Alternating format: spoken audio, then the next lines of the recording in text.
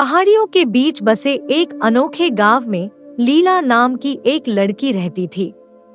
लीला अक्सर अपने जीवन के उद्देश्य पर विचार करती रहती थी और यह भी सोचती थी कि क्या वह सही रास्ते पर है कि नहीं। एक दिन अपने पसंदीदा पेड़ के नीचे बैठकर लीला अपने विचारों में खोई हुई खुले आसमान की ओर देख रही थी।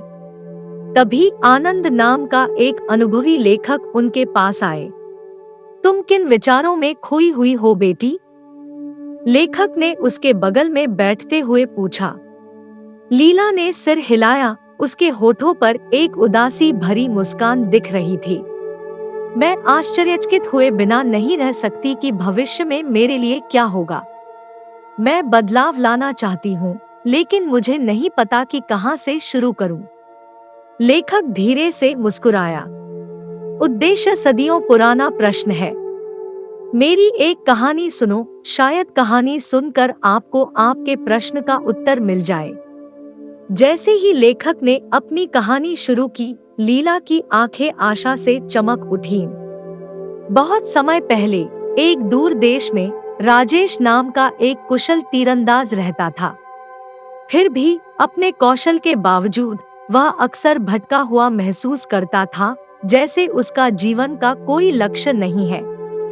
एक दिन घने जंगल में घूमते हुए राजेश की नजर एक प्राचीन मंदिर पर पड़ी। अंदर उसकी मुलाकात एक बुद्धिमान भिक्षु से हुई जो उसकी आंतरिक अशांति को समझता था। राजेश ने अपनी उल्लेखनीय तीरंदाजी से परे एक उद्देश्य के लिए बेचैनी और लालसा की भावनाओं के बारे में बताया। युवा तीरंदाज, भिक्षु ने शांत मुस्कान के साथ कहा, जिस तरह एक तीर को मारने के लिए एक लक्ष्य की आवश्यकता होती है, तुम्हें भी वह उद्देश्य ढूंढना होगा जो आपकी प्रतिभा का मार्गदर्शन करेगा।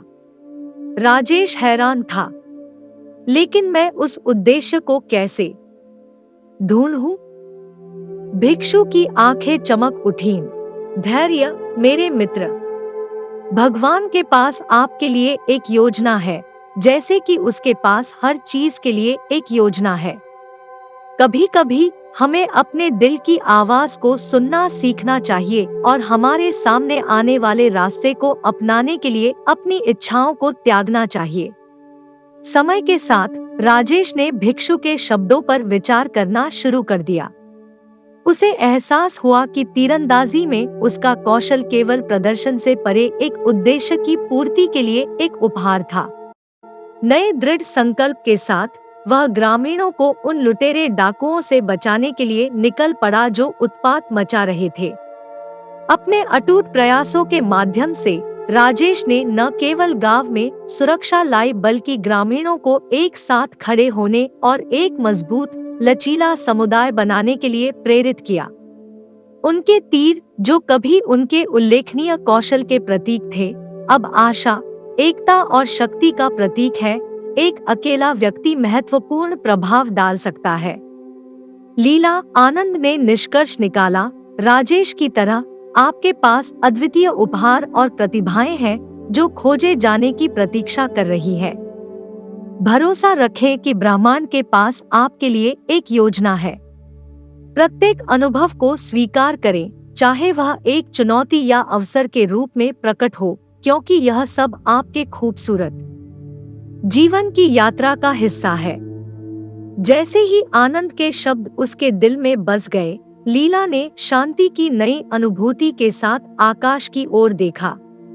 उसने महसूस किया कि उद्देश्य के प्रति उसकी चाहत स्वाभाविक थी और अपने जुनून का पालन करके और जीवन के उतार चढ़ाव के प्रति खुले रहकर वह उस उल्लेखनीय योजना की खोज कर सकती थी जो भगवान ने उसके लिए रखी थी।